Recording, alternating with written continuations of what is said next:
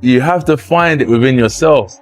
If I've got to tell you to get up, and I've got to tell you to go to work, and I've got to tell you to do everything, then until that person stops telling you, you're never going to be able to achieve anything. So that's the best piece of advice I've been given, is find it within yourself to be motivated. You've been blessed with a brain, heart for emotions, spiritual connections. Left hook head, left hook body. Good, body head. Good, and again. So connect with like the positive forces in the world and find motivation to try and achieve something while you're here. With just under 2 weeks left until Anthony Joshua steps into the ring with Jake Paul, the anticipation is electric. Joshua isn't just preparing, he's pushing himself to the absolute limit, sharpening every skill with the precision of a craftsman polishing his finest work. I would say there's a saying that a happy fighter makes a dangerous fighter, in the sense that if you put them in the right environment and their brain is receptive of what they're being taught, they're going to be more in tune with what they're going through. So I'm actually like, give me more, give me more, give me more. That's his mindset in everything he does, whether it's training, whether it's work, whether it's helping other people. He just always wants to go that extra yard. That's it, and again. Good, and again. Good, 2 more. 1 more of them. Over in Spain, Joshua has adopted the exacting approach seen in U6 training camps. Every step, every punch, every angle is being polished with purpose. He's drilling movements with surgical accuracy, mastering combinations with calm control, and sensing himself to that measured, high-level rhythm that separates top fighters from true masters. And the improvement is unfolding right before our eyes. Confident in myself. Jake could be 10th, I'm confident in myself. That's what I'm saying. It's not about how he is. I just really like, I've got a good team. I've been through ups and downs. I've stood the test of time. I'm passionate. I'm hungry.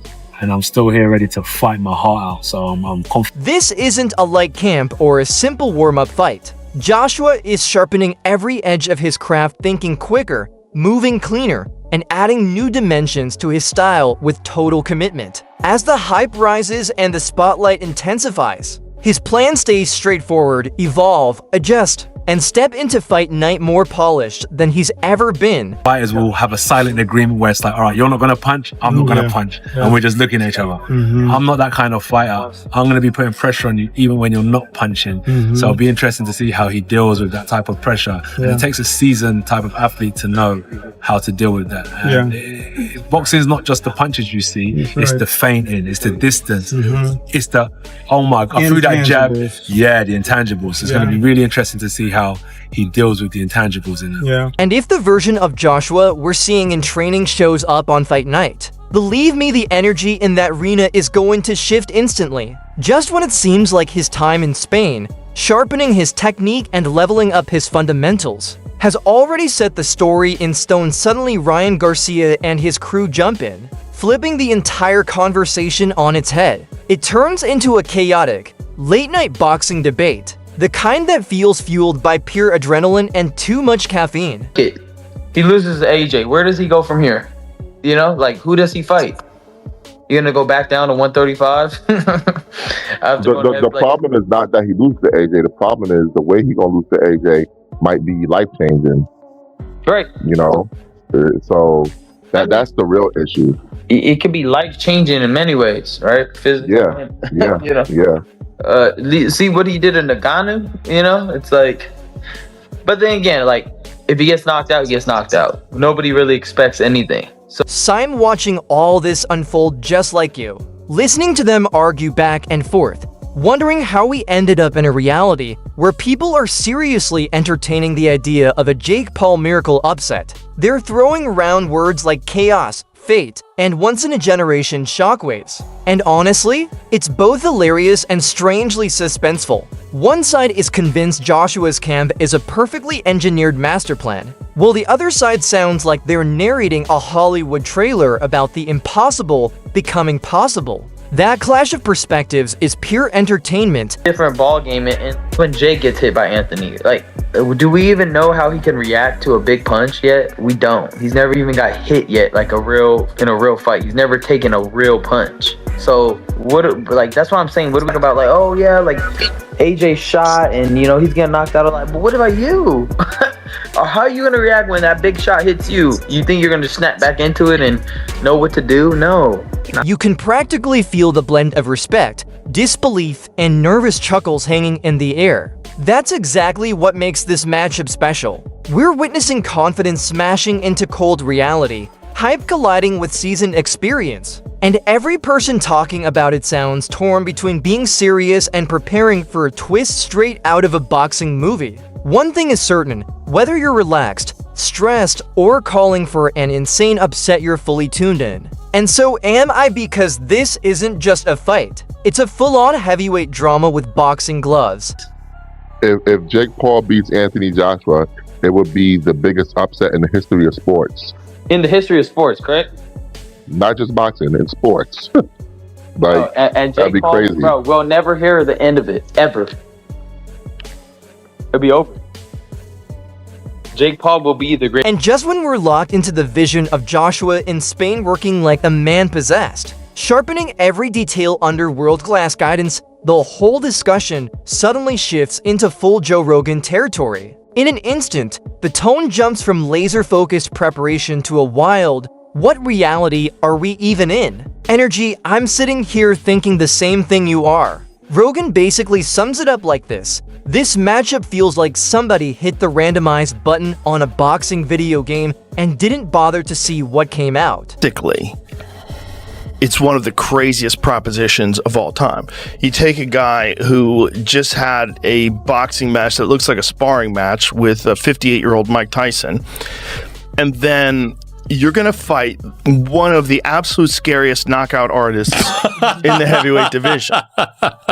Maybe we should watch the Francis Ngannou fight so you could see. Let's watch that real quick, just so you can see what Anthony Joshua is capable if he's fighting someone that's not in his league. You've got Joshua showing up composed, focused, and completely locked in, while Jake's name triggers the chaotic mix of curiosity and disbelief. And let's be real, everyone's acting like they're not intrigued by how outrageous this entire matchup is. We all know Joshua isn't treating this like some easy walk in the park. Combine that with Joe's shocked reactions, and it feels like the eerie quiet right before a storm, the kind you can't look away from. It's like confidence and credibility just decided to shake hands in the strangest way imaginable. And honestly, the way Joe talks about it has that Perfect vibe of, I can't believe I'm saying this. But here we are. They got him to weigh a grade of 245. That's only like 7 pounds less. Yeah, that's nothing. And there's some sort of a rehydration clause. Listen, kids, it ain't going to matter. There's not a chance that Anthony Joshua is not going to just lose the weight beforehand. He's not going to come in drained. What he's going to do is just do extra cardio, and that's just going to make him more dangerous. He's going to be terrifying, and he's going to have a lot to prove. He's going to be very angry. It's the kind of energy that makes you lean in and question if any of this is actually happening. Everyone listening knows this fight is headed in one of two directions, either a disciplined showcase from Joshua or the type of wildness that becomes permanent group chat history. There's no middle lane here. The size difference, the experience gap, the clash of two completely separate worlds. It feels like watching a blockbuster preview where every shot screams tension, drama, and incredibly bold decisions wrapped in high-end gloves. I think there's any chance in the world, knowing what Anthony Joshua is a specialist at, he's a specialist at putting knuckles through your fucking brain, and that's what he's going to try to do to Jake Paul. And anything other than that, from a 34-year-old Anthony Joshua, will make us all think it's a fixed fight.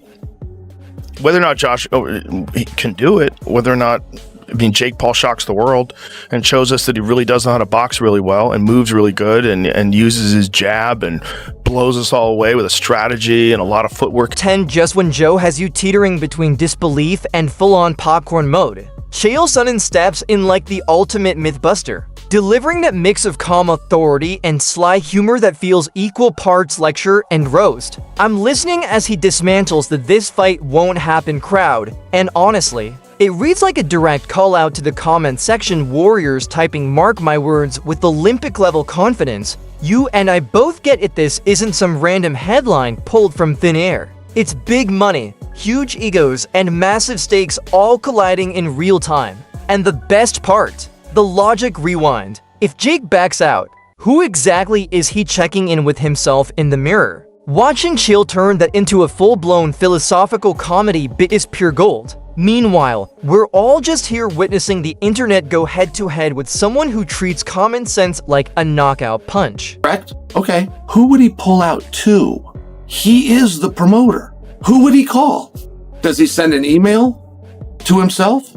Does he send a text message to himself? Does he schedule a meeting, come in and sit down, cross the table and look in the eye himself? Like, it's the part that is the most fascinating about the whole thing, is that Jake would be the one to be. But then Chael shifts gears, and suddenly the humor disappears. The vibe snaps from "this is amusing" to "this is serious business" almost instantly. I'm right there with you, it feels like the room just got 10 degrees colder. He's reminding everyone that when a veteran heavyweight speaks with genuine purpose, not PR, not politeness, but real intent, the atmosphere changes. I love how he dismantles the whole puncher's chance fantasy, treating it like a bedtime story people refuse to stop telling themselves. While the online world spins wild theories and debates dramatic walkouts, I'm thinking the only real surprise is how many still underestimate what happens when confidence meets real consequence. You can talk about chaos, joke about the madness, but deep down, we all know this isn't a fairy tale. It's raw power, high stakes, and pride all stepping into the same spotlight, and none of them are flinching. Around with him a puncher's chance? Really? So he's got the ability, he's going to throw something from some weird direction. It's going to have so much power, and Anthony Joshua may not see it. And by the way, if he doesn't, it's going to connect him, even though it's a 12-ounce glove, and it's going to knock him out. Now, knock him down, I think you'd be going a little too far. I would definitely take your bet on that with no limit. But this isn't a knockdown game. You got to knock the guy out. You got to knock him down and then keep him there for an alleged count of 10, which could be any number, but it's an alleged count. Here we are, just 2 weeks away, and this entire buildup feels less like a normal fight and more like a heavyweight roller coaster driven by skill, tension, and sheer curiosity. Joshua is in full craftsman mode, refining every detail with world-class precision, while the rest of the world debates miracles, chaos, and everything in between like a live sports think tank. I'm right here watching it with you. The wildest part: this fight has everyone picking sides, rewriting predictions, and hedging their bets emotionally, like a high-stakes chess game played with boxing gloves. Will Joshua deliver a defining statement, or are we on the brink of a historic shock that will be replayed for years? That's the real question. I want to hear your take. Drop your thoughts in the comments. Let's debate like true fans. And of course, don't forget to like, share, and subscribe.